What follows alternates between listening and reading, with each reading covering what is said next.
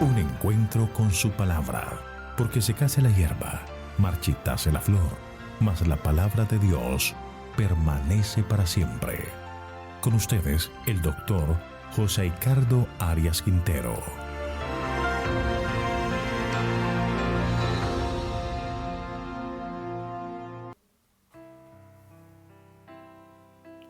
Hoy vamos a estudiar Zacarías capítulo 10. El Señor cuidará de Judá.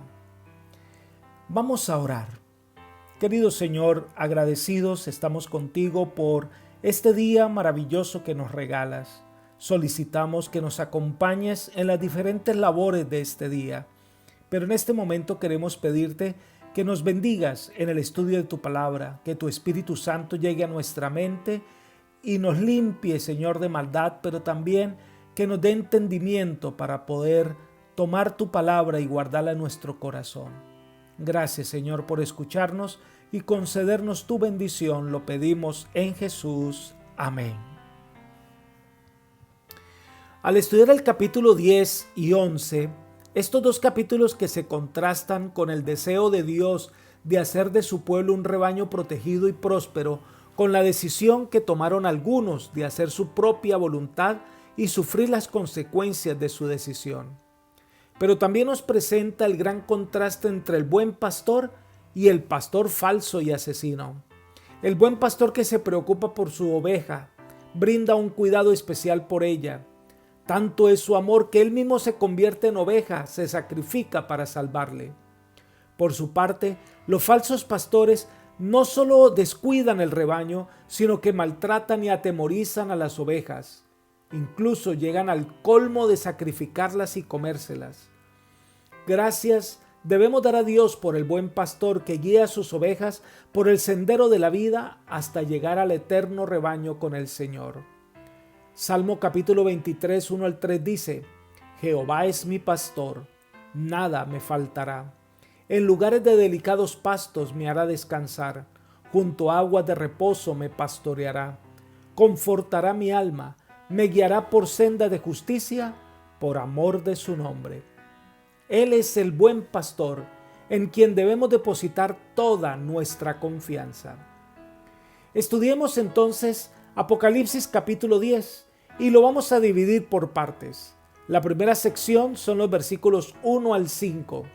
Jehová es fuerte y es el único bienestar para Judá. El capítulo comienza con una promesa y un denuncio. Leamos los versículos 1 y 2. Pedid a Jehová lluvia en la estación tardía. Jehová hará relámpagos y os dará lluvia en abundancia y hierba verde en el campo a cada uno. Porque los ídolos han dado vanos oráculos y los adivinos han visto mentira. Predicen sueños vanos y vano es su consuelo. Por eso el pueblo vaga como un rebaño y sufre porque no tiene pastor. Lo primero que refiere este pasaje es una promesa. Dice: pedid a Jehová lluvia en la estación tardía. Esta promesa se basa en la estación de la lluvia. La lluvia temprana cae en la época de otoño. Es la época de la siembra y estimulaba el crecimiento de la semilla.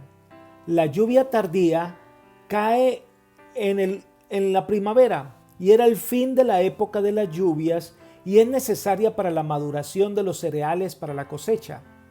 No es que llueva y viene tiempo seco y después vuelve y llueve, no. La lluvia sigue cayendo desde la lluvia temprana hasta la tardía, solo que la tardía iba a caer con mayor abundancia. Después de la cosecha entonces venía el verano y es la época de sequía y calor. Sin embargo, esta promesa de restauración en una sociedad agrícola por excelencia es que Jehová hará caer relámpagos. Es decir, ellos deben pedir la bendición de Dios, que mostraba la necesidad de la misma, ya que sin lluvia la siembra se pierde. Y se debe solicitar la bendición del Señor para la cosecha, porque sin la lluvia se pierde la cosecha. Esta misma realidad es en la parte espiritual. Dios envió su Espíritu Santo en el día del Pentecostés. La lluvia temprana del Espíritu está actuando en nuestros días, guiando a las personas en una preparación para recibir al Señor cuando venga en las nubes de los cielos. pero la crisis final será de tal magnitud que el Señor envía su Espíritu sin medida sobre sus hijos para que puedan brillar e iluminar el sendero a los que han de ser salvos. Elena de White nos muestra esta realidad al decir: pero acerca del fin de la siega de la tierra se promete una concesión especial de gracia espiritual para preparar a la iglesia para la venida del Hijo del Hombre. Este derramamiento del Espíritu se compara con la caída de la lluvia tardía, y en procura de este poder adicional, los cristianos han de elevar sus peticiones al Señor de la mies en la sazón tardía. En respuesta, Jehová hará relámpagos y os dará lluvia abundante. Hará descender sobre vosotros lluvia temprana y tardía. Pero a menos que los miembros de la Iglesia de Dios hoy tengan una relación viva con la fuente de todo crecimiento espiritual, no estarán listos para el tiempo de la siega. A menos que mantengan sus lámparas aparejadas y ardiendo, no recibirán la gracia adicional en tiempo de necesidad especial. Libro Hechos de los Apóstoles, página 45. El poder del Espíritu Santo está disponible para todos aquellos que lo pidan. Jesús así lo prometió en el Evangelio según San Lucas capítulo 11 versículo 13 registra: pues si ustedes aun siendo malos saben dar buenas dádivas a sus hijos, ¿cuánto más el Padre Celestial dará el Espíritu Santo a quienes se lo pidan? Esta es la misma condición. El poder del Espíritu Santo está disponible para el que lo pida. Y la otra consideración es que cuando lo pidamos de corazón, sinceramente, y Dios responderá. Ahora, la segunda parte del pasaje que estamos leyendo de Zacarías capítulo 10 versículos 1 y 2 es que el Señor hace una denuncia en contra de la idolatría. El Señor muestra lo vano que es confiar en los ídolos, en los adivinos. Ellos no pueden guiar a nadie a ningún lugar, tanto que han traído confusión. Confiar en estas cosas falsas fue lo que trajo el cautiverio a Israel. El haber seguido estos falsos maestros trajo un desenfreno y un desamparo total. Por eso el pueblo, dice la Escritura, vaga como un rebaño y sufre como quien no tiene pastor. Porque ellos dejaron el pastor verdadero y confiaron en falsos maestros, en falsos adivinos, en ídolos, y esto trajo consecuencias tristes para Israel. Por eso Dios interviene en favor de su pueblo. Lo primero que destaca el texto es que el Señor actuará en contra de quienes trajeron confusión en Israel. Leamos el versículo 3. Contra los pastores se ha encendido mi enojo y castigaré a los jefes. Pero Jehová de los ejércitos visitará su rebaño, la casa de Judá, y los pondrá como su caballo de honor en la guerra. Hay dos posiciones sobre estos falsos pastores. Número uno, que eran los caudillos apóstatas de Israel, príncipes, sacerdotes y profetas, a quienes el Señor pedirá cuenta de un modo especial por todas las desventuras que habían sobrevenido a Israel debido al cautiverio, porque ellos llevaron al pueblo por el camino equivocado. Otros, por el contrario, han sugerido que estos falsos pastores representan a los reyes paganos que gobernaron a Israel durante el tiempo cuando no tenían pastor propio. Ellos habían sido excesivamente crueles con el pueblo de Dios. Estos falsos líderes, estos falsos pastores reciben el castigo divino, y a estas ovejas que se ven débiles, solas, Dios las convertirá como un caballo de guerra. De ovejas asustadizas, desamparadas, pasan a ser caballos fuertes, vigorosos para la batalla de Dios. Esta obra solo puede hacerla el Señor en favor de su pueblo. Pero no solo se convierten en caballos de guerra, sino que se hace la mayor de las promesas. El Mesías saldrá de ellos. Se presentará bajo 4 figuras en el versículo 4. Leamos: de él saldrá la piedra angular, de él la clavija, de él el arco de guerra, de él también todos los jefes. Entonces miren las 4 figuras. Piedra angular. Esta piedra pone de relieve la firmeza y seguridad de Judá. Número 2, la clavija. Es la estaca que templa la carpa. Esta misma figura aparece en Isaías capítulo 22, versículo 23, cuando dice: y lo hincaré como clavo en lugar firme, y será por asiento de honra a la casa de su padre. Dios les dará firmeza, seguridad. Número 3 dice arco de guerra, y número 4, el gran caudillo o gobernante. La segunda sección del capítulo 10 de Zacarías son los versículos 5 al 12 y habla de la rehabilitación de Judá. Ahora, este buen pastor, el pastor divino, promete a su pueblo bendiciones especiales como resultado de morar en él. Leamos el versículo 5. Serán como valientes que en la batalla pisotean al enemigo en el lodo de las calles. Pelearán, porque Jehová estará con ellos, y los que cabalgan en caballos serán avergonzados. El profeta describe a soldados de infantería que vencen en franca lid a los de la caballería. Esta analogía ilustra el poder del pueblo de Dios cada que Él, el Señor, está con ellos. La presencia de Dios debería asegurar al pueblo escogido un completo triunfo sobre sus enemigos. Estas promesas de victorias les eran hechas a condición de que obedecieran, y nunca se cumplieron en Israel debido a su obstinación en no ser fiel al propósito divino. Vamos a destacar una de las promesas más maravillosas de este pasaje que incluso hoy podemos reclamar. Versículo 6. Yo fortaleceré la casa de Judá y guardaré la casa de José. Los haré volver, porque de ellos tendré piedad. Será como si no los hubiera desechado, porque yo soy Jehová tu Dios y los oiré.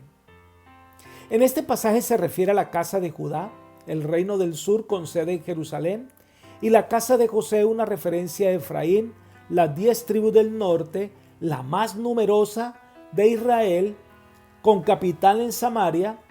Y entonces, al mencionar a ambos, a José y a Judá, significa que volverán otra vez a ser una sola nación.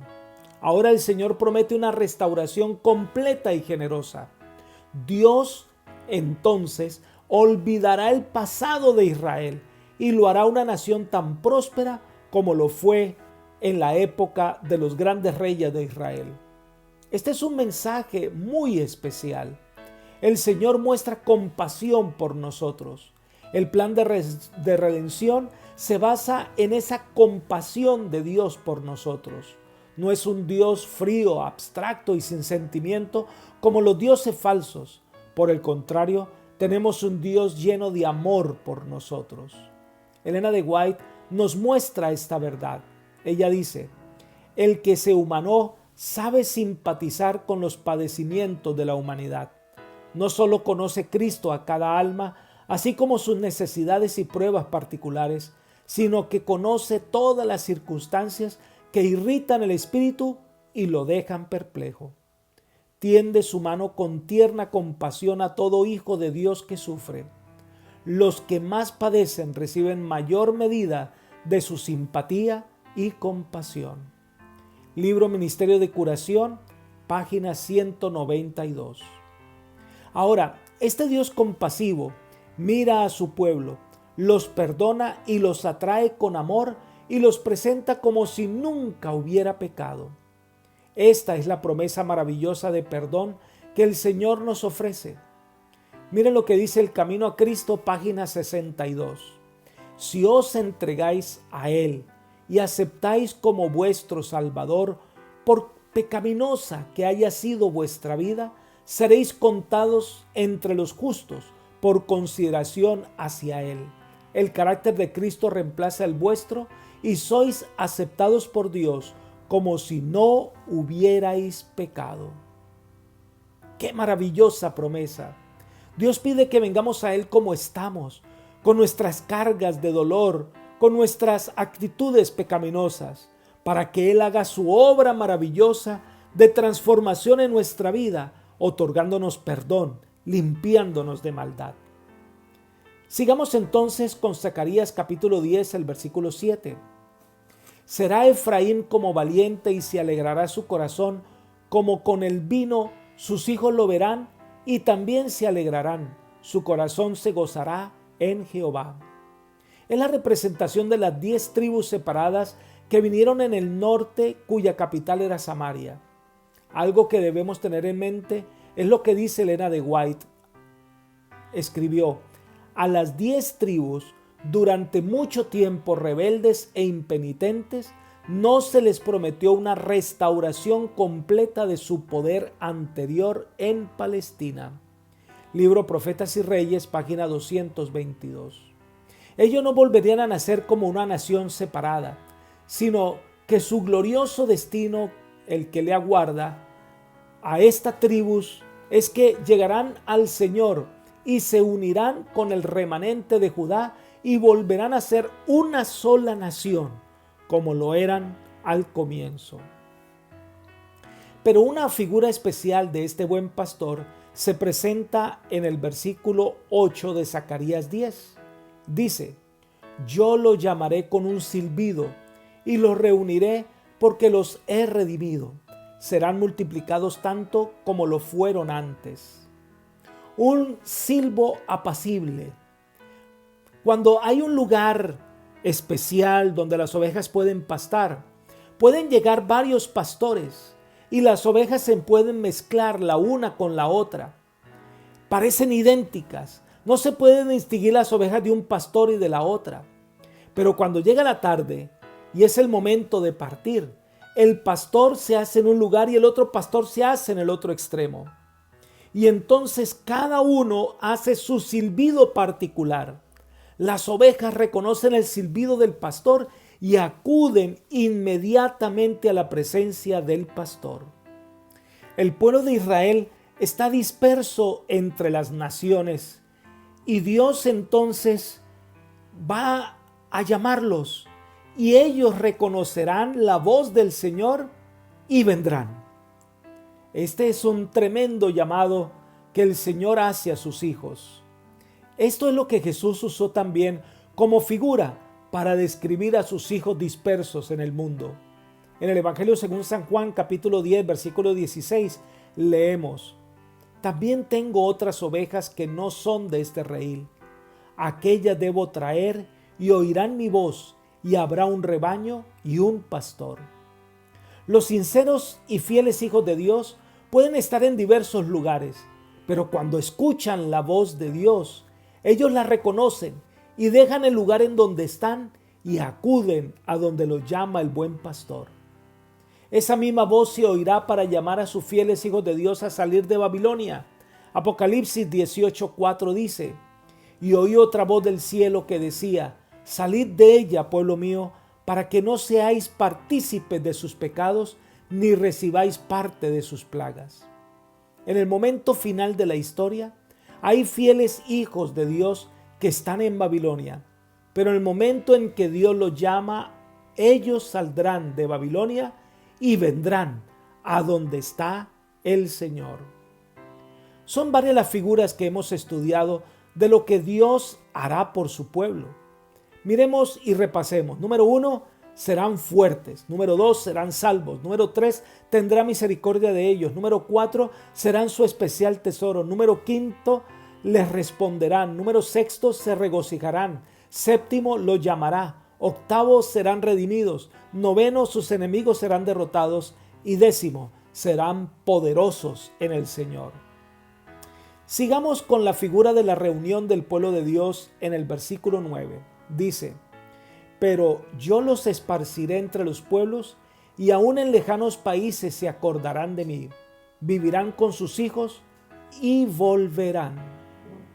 Aquí se presenta otro resumen para enunciar que así como Dios los había esparcido antes por todo el mundo, ahora Dios los traerá de regreso para repoblar la tierra y restaurar el reino de Israel. Leamos el versículo 10. porque yo los traeré de la tierra de Egipto y los recogeré de Asiria, los traeré a la tierra de Galaad y del Líbano, y no les bastará. Muchos judíos se fueron a vivir a Egipto huyendo de los babilonios. Otros fueron a vivir a Asiria, ahora dominada por los persas.